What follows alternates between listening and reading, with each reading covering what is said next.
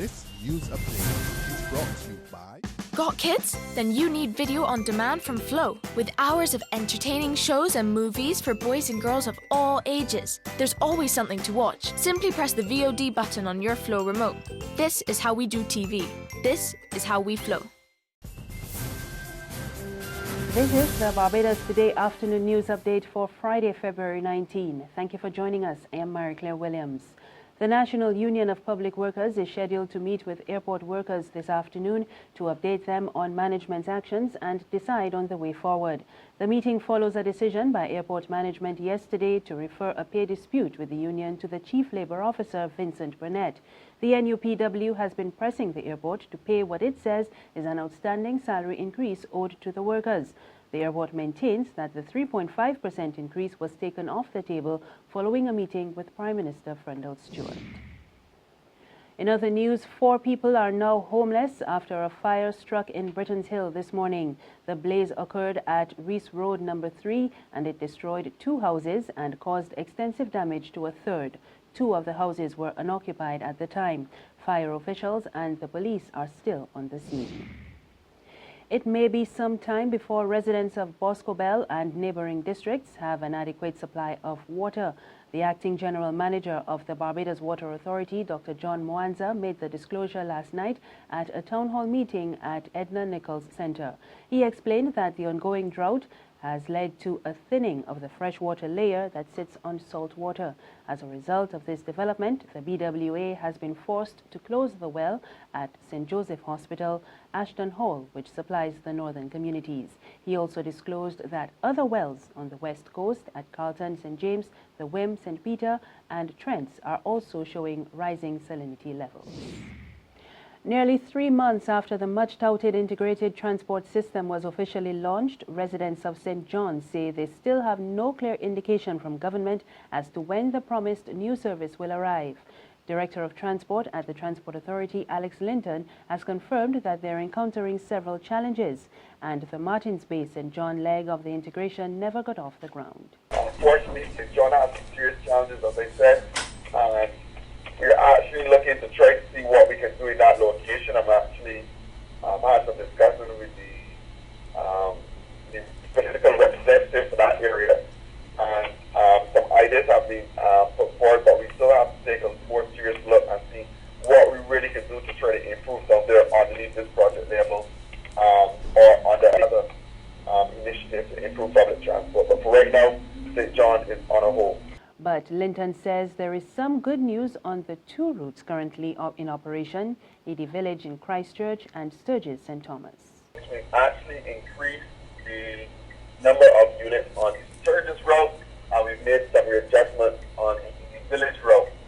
In terms of schedule, for both we have readjusted both to be a bit more amenable to the demand request. With the demand request, supply input demand. So far, we've been doing the concession reimbursement to private operators as we get documentation. Because on the route, so far we've had some concerns which we have addressed, which relate more to scheduling and some routing issues. But we have addressed those as promptly as we get the information. I'm not hearing no widespread distinctions to the project at this stage. Actually, on the village, I've been hearing praises for that, especially for the initiative, so that they now have a regular transport, especially in the what you will call off-peak time. There's regional and international news after this short break. Secure your future, be financially strong. Since 1983, we have been there for you. A smart range of products, great tax benefits. We're the solution to your hopes and your dreams. The Barbados Workers Union Cooperative Credit Union. The Barbados Workers Union Cooperative Credit Union. Humble beginnings to smart loans, smart savings. Save smart and borrow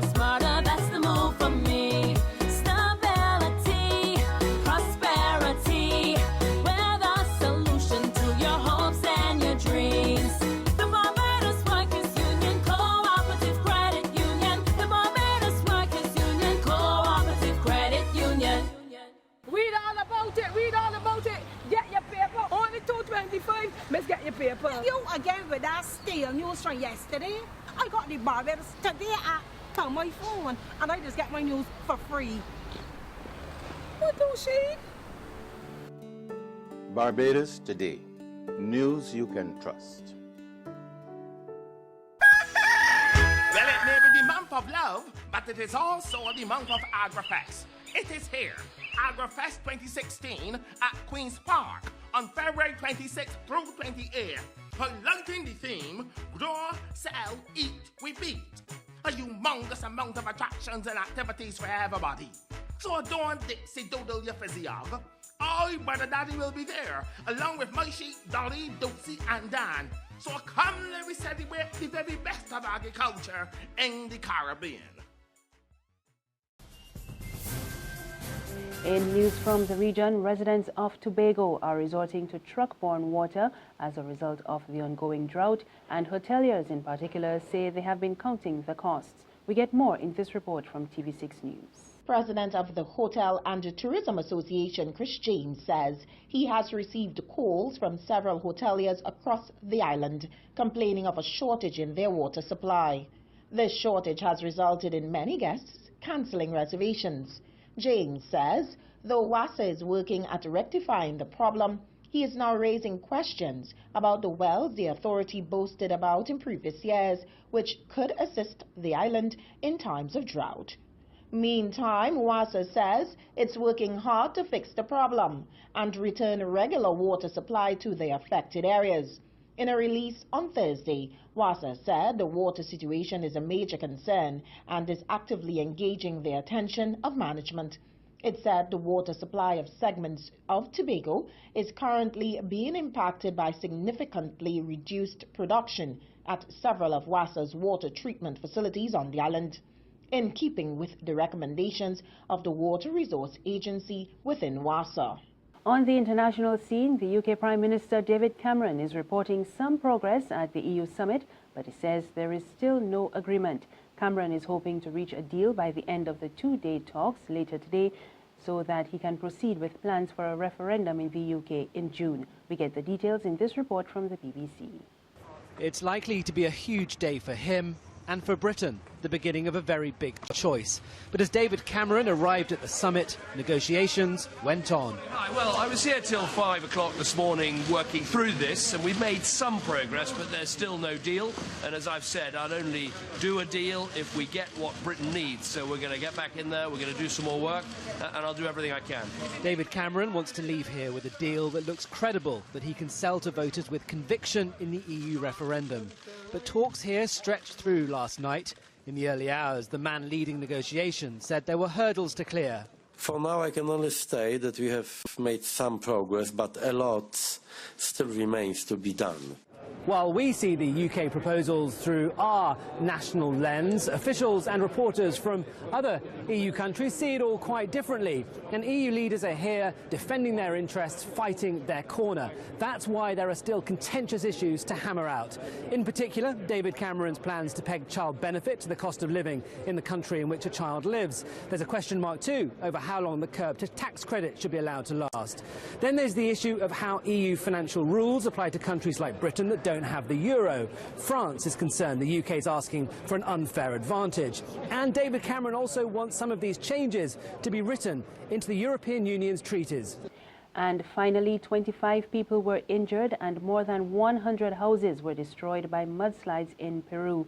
At least 5 towns have been isolated after roads, houses and surrounding plantations were flooded. Reports say that about 7 miles of one district have also been affected. And that's the news this afternoon. Remember, there's more on our website, www.barbadostoday.bb. You can also subscribe to our e-paper, email updates, and like us on Facebook. We're on Izumi Media in bus terminals and Screenplay at supermarkets and gas stations near you. You can also tune into Channel 101 on Flow TV or Mix 96.9 FM for more news. I am Mary Claire Williams. Have a good afternoon.